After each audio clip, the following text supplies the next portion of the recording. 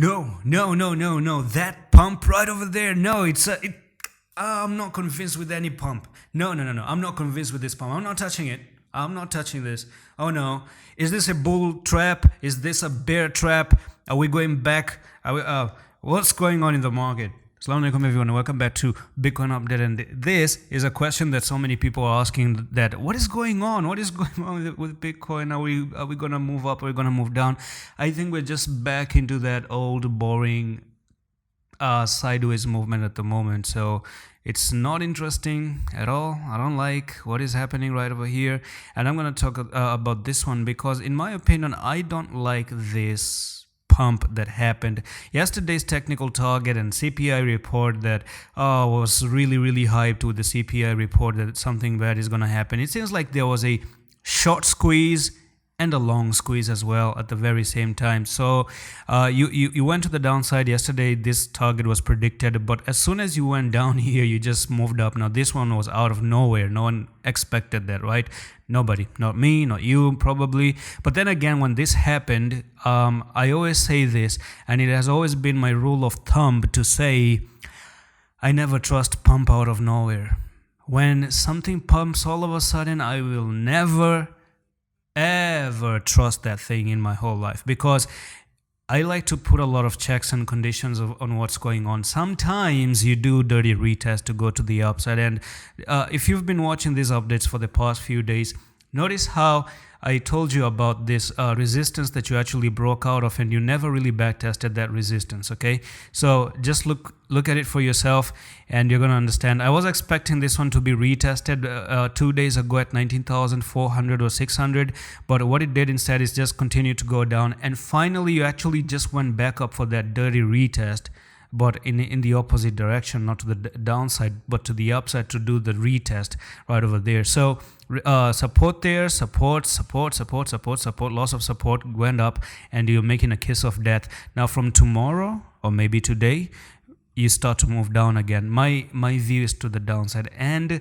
not only do you have that one, but I'm going to talk about Bitcoin in a little bit more detail right over there. So let's take the trend line and let's drop the trend line as well. So if I do drop the trend line right over there, you can see that it's a huge block right over there. Okay, it's a huge block. I don't like that pump.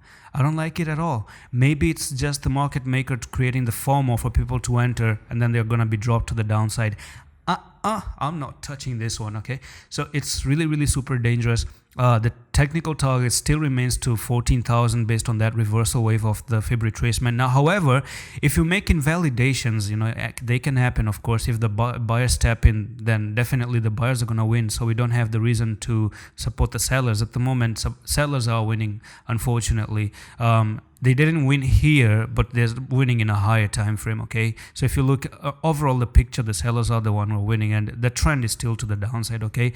You had pumps here, doesn't really mean you went down, okay? And that's why I say, you see, when you meet resistance are supposed to be taken seriously, because what happens next is the following: boom, to the downside, resistance here, next, boom, to the downside, same resistance right there, boom, to the downside, again you went to that resistance. Another result if you're not going to break that resistance, and especially when you have resistance number 1 down there, resistance number 2 down here. Oh no man, nah, okay, nah. So let me show you some of the coins that are looking, to follow Bitcoin footstep, because what I see right now is a loss of support of so many coins. I think the dump just started and it's actually not even ended yet. Okay, and I'm going to tell you why. So if we talk about SNX, I was looking at SNX at the moment, and I think it's a shorting opportunity. Just look how badly all of them just went up to retest themselves. Like these were levels of support right there. There was level of support right over there, and then you went down, and you're just moving back up to retest that line and turning that support into resistance. Look at this.